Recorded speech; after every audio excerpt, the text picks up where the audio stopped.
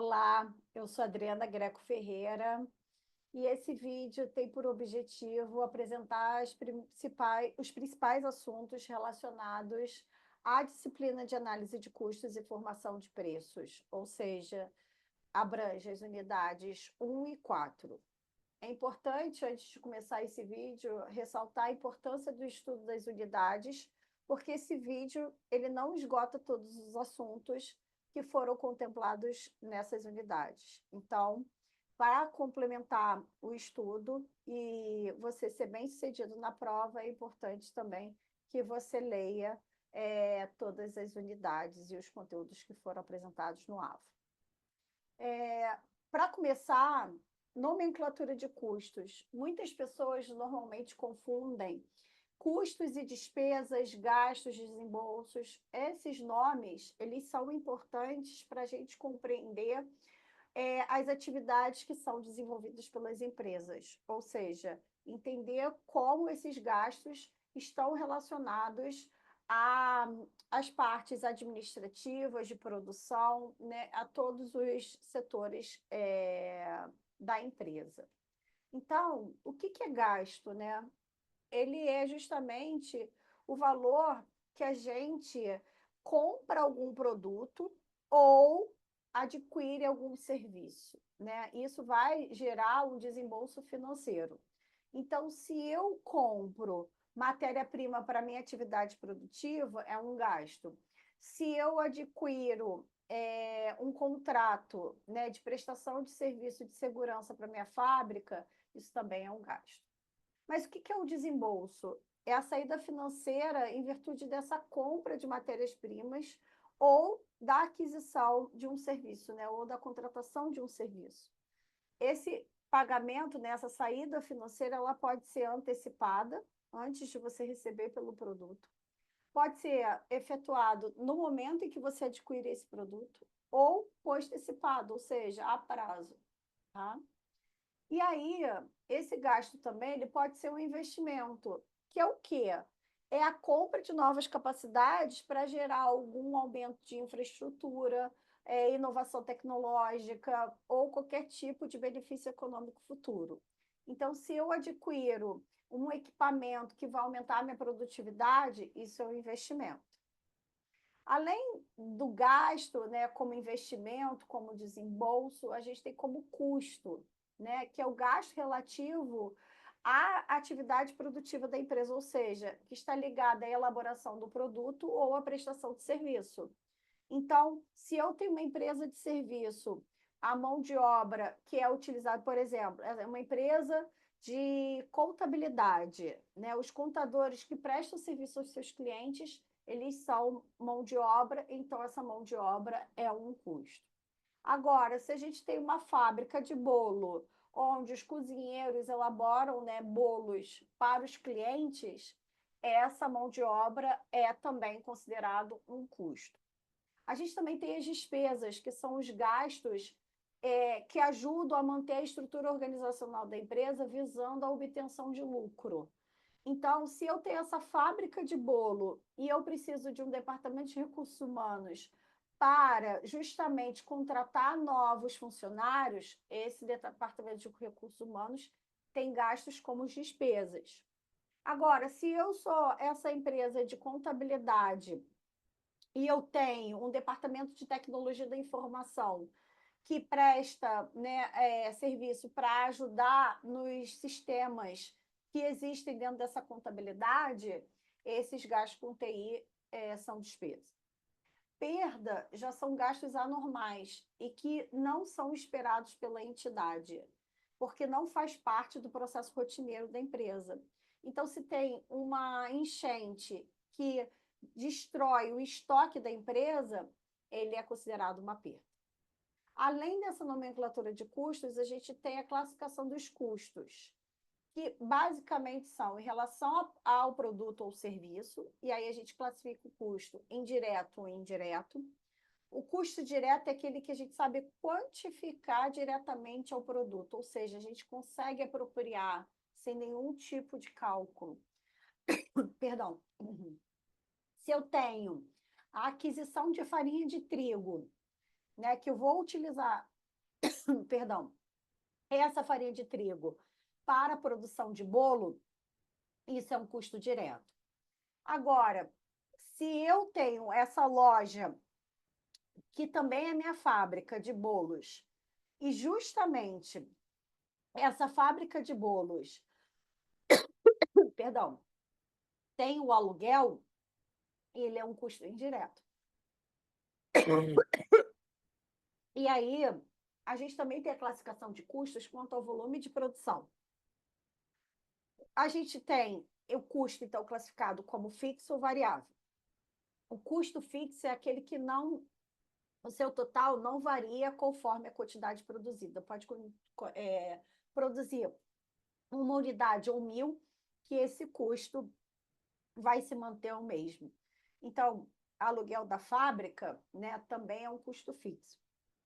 Custo variável é aquele que varia conforme a quantidade que a gente produz. Então, matéria-prima consumida, ele vai ser um custo variável. Os métodos de custeio, perdão, permitem a alocação dos custos indiretos aos produtos e também permite calcular os custos. A empresa ela consegue garantir resultados em relação ao seu desempenho e também, quando a gente faz o método de custeio, a gente consegue a apuração do custo que vai contribuir justamente para a formação do preço de venda.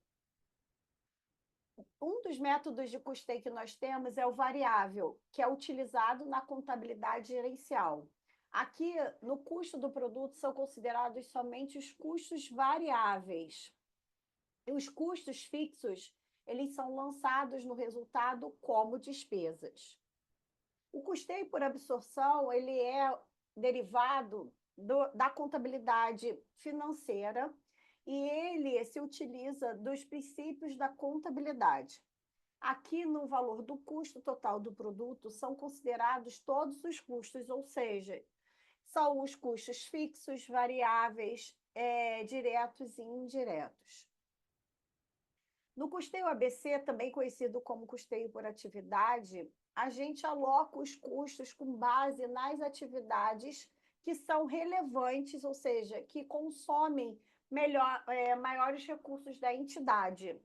Então, a empresa ela precisa analisar as atividades específicas que geram custos e que contribuem também para a produção dos bens e serviços. A departamentalização é um tipo de custeio também que minimiza, né, a arbitrariedade da alocação dos custos indiretos aos produtos, né? Aqui, essa alocação ela acontece mediante os departamentos. Mas o que são departamentos, né? A gente tem as unidades administrativas que, para a contabilidade, é representada por pessoas e recursos. Então, e que também desenvolve atividades homogêneas, né? Então, por exemplo, recursos humanos é um departamento. Dentro desse departamento existem outras áreas, como departamento pessoal, treinamento, recrutamento e seleção. Quando a gente utiliza a departamentalização, a gente consegue ter um controle mais eficiente dos custos indiretos de fabricação, porque a gente consegue identificar as pessoas que são responsáveis por aquele consumo de custos indiretos. E isso permite uma alocação mais precisa e clara dos custos aos produtos. Quando a gente vai fazer o processo de formação de preço de venda, antes de pensar do ponto de vista financeiro, a gente precisa compreender qual o posicionamento daquela empresa em relação ao mercado, entender os seus concorrentes, entender o mercado em que está inserido e, principalmente, o poder aquisitivo dos clientes, se eles vão conseguir comprar aqueles produtos pelo preço que a empresa determinou, né? A formação de preços também ajuda, né, a fazer a projeção do resultado e para justamente identificar a margem de lucro que vai ser apurada se praticar um determinado preço no mercado. A gente utiliza na formação de preço de venda do ponto de vista financeiro, né, os custos e também a gente utiliza há uma margem que se chama markup. E o que é esse markup? Ele é um índice ou um percentual, tá? Isso vai depender de como a pessoa utiliza, tá? Que é adicionado aos custos. Mas como a gente calcula, né, esse markup? Existem duas metodologias. Tem o markup divisor e o markup multiplicador. O markup divisor, a gente utiliza 100% menos o custo total e percentual dividido por 100%. E aí o preço de venda vai ser o custo total dividido pelo markup divisor. Se a gente utilizar o markup multiplicador, né, vai ser 1 dividido por 100% menos o custo total e percentual. E aí o preço de venda vai ser custo total vezes o markup multiplicador. Quando a gente faz uma análise de custo, volume e lucro, a gente utiliza o ponto de equilíbrio, né? O ponto de equilíbrio, também conhecido como ponto de ruptura ou break-even point, permite que a empresa verifique as unidades, né, que ela precisa vender para ter lucro ou prejuízo. E existem três perspectivas de análise do ponto de equilíbrio. A gente tem o ponto de equilíbrio contábil, o ponto de equilíbrio financeiro e o ponto de equilíbrio econômico. O ponto de equilíbrio contábil é aquele onde a gente não tem lucro nem prejuízo e a gente calcula através da razão entre custos e despesas fixos e margem de contribuição unitária. Mas o que é margem de contribuição unitária? É preço de venda unitário menos custos e despesas variáveis. O ponto de equilíbrio financeiro, a gente calcula considerando os itens que não tiveram desembolso financeiro, ou seja, que não tiveram saída financeira, tiveram saída de caixa. Na contabilidade, quando a gente apura o resultado, né, os custos e despesas contêm itens como, por exemplo, depreciação, amortização e exaustão, que não têm desembolso de caixa, mas deduzem, né, na verdade, o resultado. Então, como a gente considera no ponto de equilíbrio contábil, perdão, no ponto de equilíbrio financeiro, os custos e despesas fixos, a gente precisa deduzir a amortização, a depreciação e a exaustão para justamente achar essas unidades que não, que vão justamente, né, ter o ponto de equilíbrio do negócio. Então, custo e despesas fixos menos os itens sem desembolso de caixa, dividido por margem de contribuição unitária. Já o ponto de equilíbrio econômico considera a lucratividade, né? Então, a fórmula utilizada é custos e despesas fixos mais lucro desejado dividido por margem de contribuição unitária. Margem de segurança, né, é um ponto onde a empresa opera acima do ponto de equilíbrio contábil, né?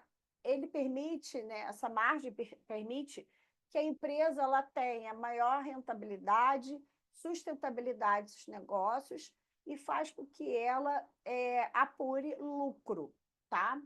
Então, ela pode ser calculada de diferentes formas. Em unidades, a gente faz a diferença da quantidade vendida no período menos o ponto de equilíbrio contábil em unidades. Já em percentual, a gente faz a diferença entre a quantidade vendida no período menos a quantidade no ponto de equilíbrio contábil, dividido pela quantidade no ponto de equilíbrio contábil vezes 100.